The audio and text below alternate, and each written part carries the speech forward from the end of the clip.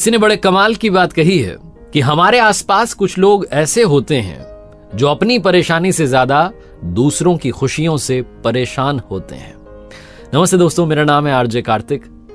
एक राजा था जो रोजाना 100 लोगों को खीर खिलाया करता था। जो गरीब लोग थे, जरूरतमंद थे, उनकी मदद करता था, रोजाना उन्हें भोजन कराया करता था। एक दिन उस राजा की जो खीर थी उसमें गड़बड़ हो गई। हुआ ये कि हलवाई जो था वो बर्तन को ढकना भूल गया और वहां उस रसोई में सांप आ गया और सांप ने उस खीर में विष यानी कि जहर छोड़ दिया। वो खीर जहरीली हो गई और जिन 100 लोगों को रोजाना की तरह खिलाई गई उनकी मृत्यु हो गई। इतना बड़ा पाप राजा ने कर दिया, उससे अंदर ही अंदर रहा नहीं जा रहा था, ग्लानि हो रही थी, वो समझ नहीं पा रहा था क्या करें। उसने ये फैसला लिया कि वो अपना राजपाट छोड़ देगा, किसी और को अपना उत्तराधिकारी बनाएगा और सब कुछ छोड़ करके जंगल में जाकर के भगवान से कहेगा कि मुझे माफ कर दो, मैं पश्चाताप करना चाहता हूं। इसी विचार के साथ में राजा चल दिया। जब वो जंगल की तरफ रवाना हुआ तो शाम होने को आई। एक गांव रास्ते में आया, उसे लगा कि आज यहीं विश्राम कर लेते हैं। तो उसने पता लगाया कि कोई ऐसा घर है, वहां चौपाल पर कुछ लोग बैठे हुए थे। उनसे पूछा कोई ऐसा घर है जिसमें भक्ति करने वाले लोग रहते हैं। तो गांव वालों ने कहा कि हाँ जी, एक घर है जिसमें भाई बहन रहते हैं, वो दोनों भक्ति करते हैं, वहां रुक जाओ।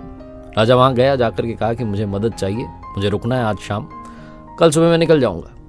उन भाई बहनों ने कहा अरे आइए आइए, स्वागत किया।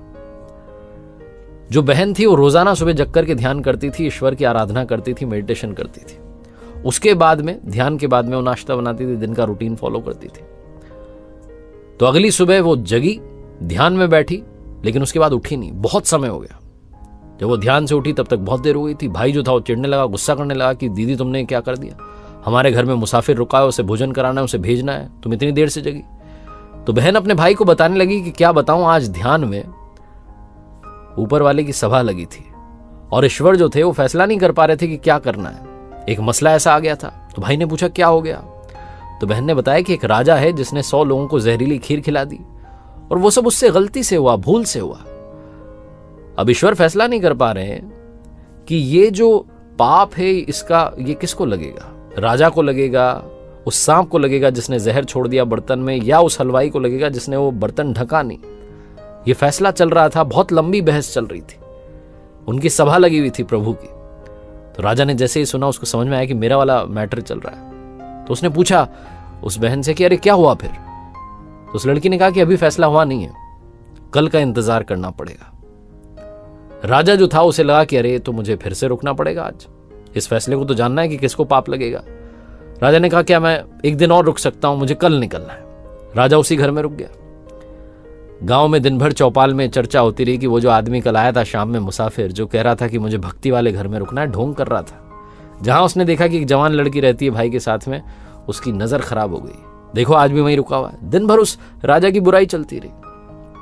अगली सुबह वो लड़की फिर से ध्यान में बैठी, ध्यान उसका खत्म हुआ। राजा ने फटाफट से पूछा कि अरे क्या फैसला हुआ। लड़की ने कहा कि वो ईश्वर की सभा में फैसला हुआ कि वो जो पाप है वो तो मेरे गांव में जो चौपाल पर लोग बैठते हैं वो बांट के ले गए। छोटी सी कहानी है, लेकिन सिखाती ये है कि जो निंदा करते हैं, जो बुराई करते हैं, दिन भर गॉसिपिंग में लगे रहते हैं, इसकी बुराई उसकी बुराई, वो दूसरों का पाप भी अपने माथे लेकर के घूम रहे होते हैं। इसीलिए हमेशा हमें किसी की भी हो बुराई से बचना चाहिए।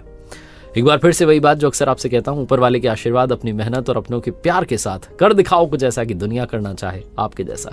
याद रखें।